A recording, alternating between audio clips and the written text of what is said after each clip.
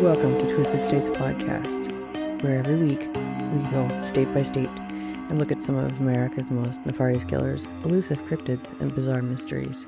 I'm your host, Reagan, and this week, week 8 of Twisted States, we are headed to North Dakota.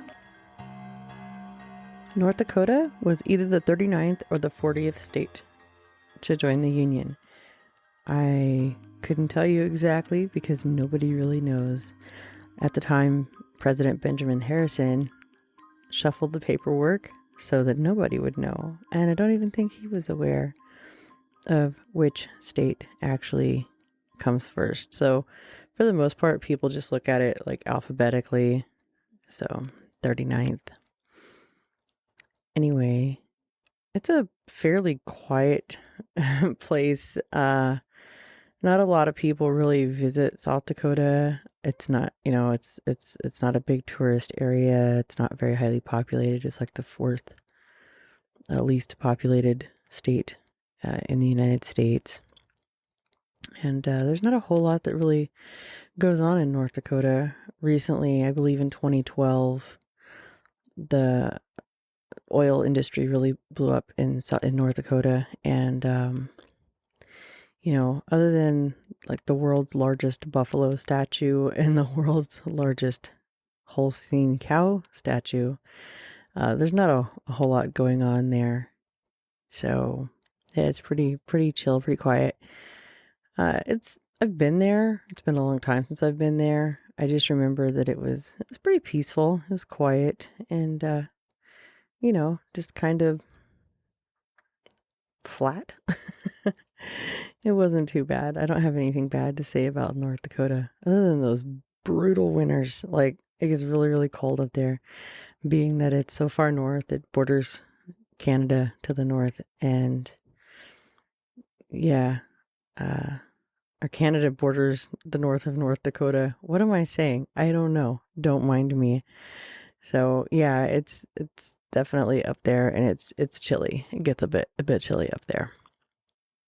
Okay, let's go ahead and get into the meat of this and what we're here for. The goodies. Okay.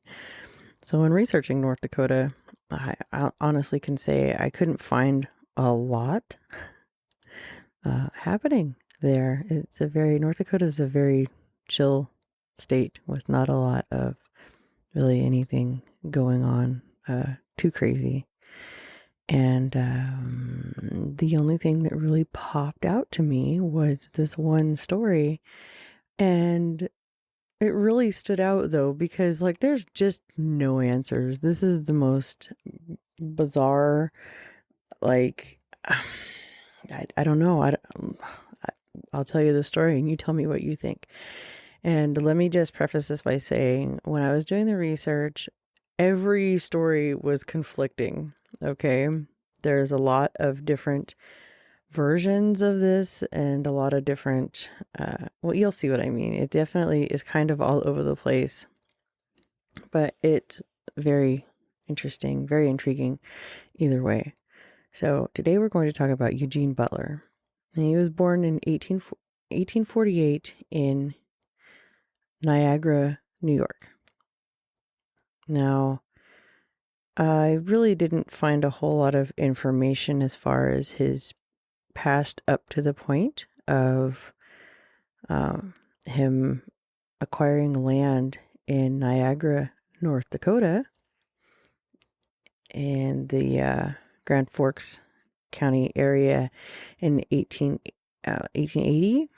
Apparently, somebody approached him while he was still in his hometown, and him and several other men, and said, hey, you know what, if you all go up here and like work this land, you can have free land in North Dakota. We'll set you up with enough to build yourself a decent homestead. So he said, well, absolutely. And he was a quiet man. He stayed to himself for the most part, pretty much a hermit, kind of reclusive. He would hire people to work his farm for him during the summer months, but the rest of the time he was just pretty quiet. But slowly he started getting a little weird. Like I said, he moved to that area in 1880.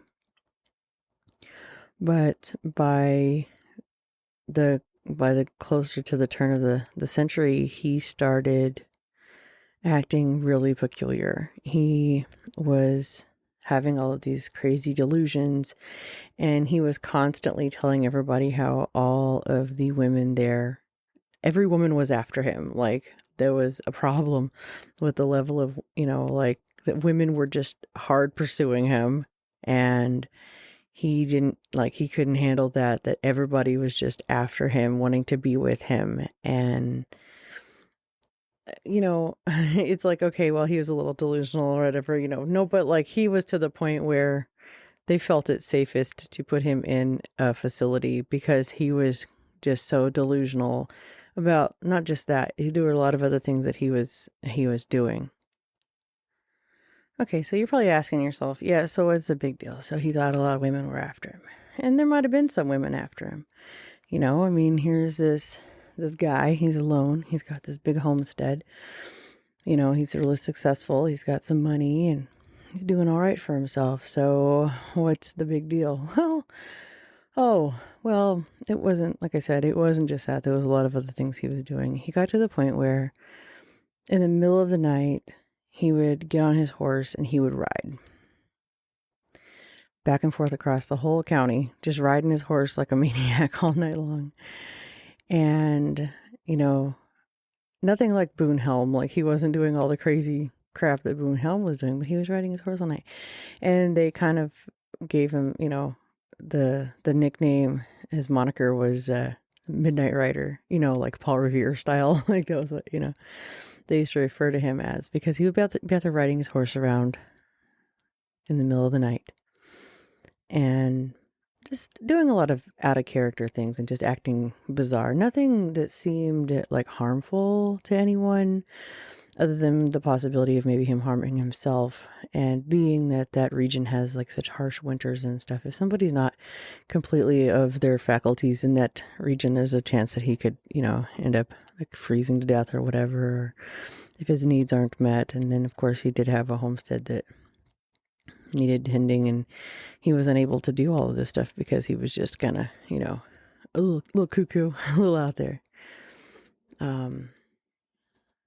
They said that in 1906, when he was committed to Jamestown Asylum, that he was the richest person to have been committed to that asylum. He was worth roughly about $40,000, and that's like 1.5 million in current day money.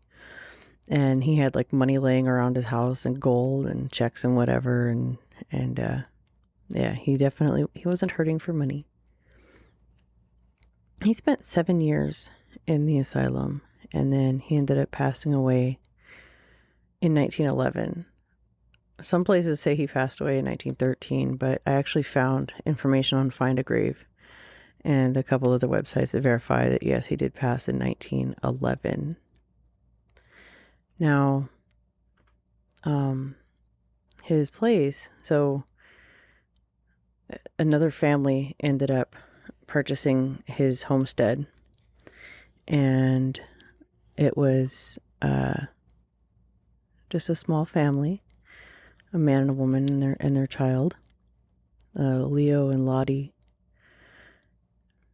They moved there from Appleton, Wisconsin, and in June of 1915, 25-year-old Leo was doing just some routine excavation. He was digging up along the side of the house and discovered a skeleton.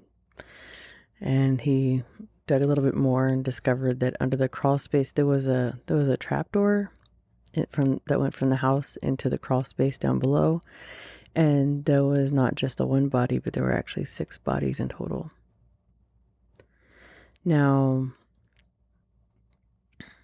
there wasn't, this was a big deal. Like, Niagara at the time, Niagara, North Dakota, had a population of 157, okay? Very small, tight-knit community. So, of course, this just rocked the whole area. Like, nobody, what? And like I said, he lived Niagara. His homestead was right. It was between Shawnee and Niagara. And when news spread that they found bodies buried under his house, a lot of people from the area went there to go see what the deal was or whatever, went there in person. Well, the most unfortunate part of that was that I guess this was just I guess people would probably do the same thing now if given the chance, because people are strange. Humans are weird, people. Humans are weird. They looted the bodies, like the bodies, the bones of the people buried under his house. People stole them, took them for souvenirs. And that weirds me out. So originally, the idea was that these were possibly men that had worked for him, because there was nobody missing from the community. Okay, it wasn't like, oh, so-and-so down the street hasn't been heard from in the past 7 years or whatever. Well, it must have been, well, now we know what happened to him, like there was nothing. And then the bodies were completely stripped of everything. There was no clothing, no nothing, no shoes, no buttons, no wallets, no belts, no nothing. They were completely stripped down, nude. And they had all been murdered with, by blunt force trauma with some kind of an object, one time to the head. And that makes me think of the thing that they used to put down livestock or whatever, the punch. I don't know. What was that movie? That's what it makes me think of, is that thing. But yeah, but all these people had been put down and stripped and buried under the house. At first, like I said, they assumed automatically that it was just some men that had worked for him. And there was one body that was buried by itself, and then 5 of them were buried together. Well, in researching old newspaper articles from around the time that this was discovered, there was some articles printed in July of 1915. I'll put links in the description for all of this stuff. So if you want to go check out those articles and some of the information I found, every bit of research information, I always include the links in the description. So you can go and check those out if you'd like to see them. But they stated in there that originally they had thought that these were all men, and come to find out it was actually a man, a woman, 3 children, and then a separate adult man. So it appears that it was a family. And there's been a lot of speculation. Some people thought that maybe he had hired a family of people as house servants or whatever, and that's who those people were. But they still haven't been able to figure out anything. There was one, now don't get this confused, because Leo is also the name of the person that discovered the bodies, but there was another man named Leo Urbanski. He also went by Leo Miller. That was a saloon keep and a businessman from, I believe he was from Missouri. They say that there's a possibility that one of those men, he might have been one of the men that they found, because he had mentioned going to see Eugene Butler or work for some guy on a homestead in that area or whatever, and then disappeared and was never heard from again. So they believe that there's a possibility that he was one of the victims. And, this is a really long running cold case, and it's really bizarre because, we don't know. I mean, and for me, this is where I get really, it stresses me out. Okay, so hear me out here. Okay, so this guy, he was locked away for 7 years before he passed away in an asylum.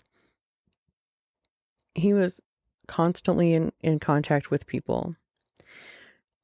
He, talked to people all the time. I'm sure he talked to like doctors and therapists and stuff while he was there and everything, and other people that he was locked up with or whatever.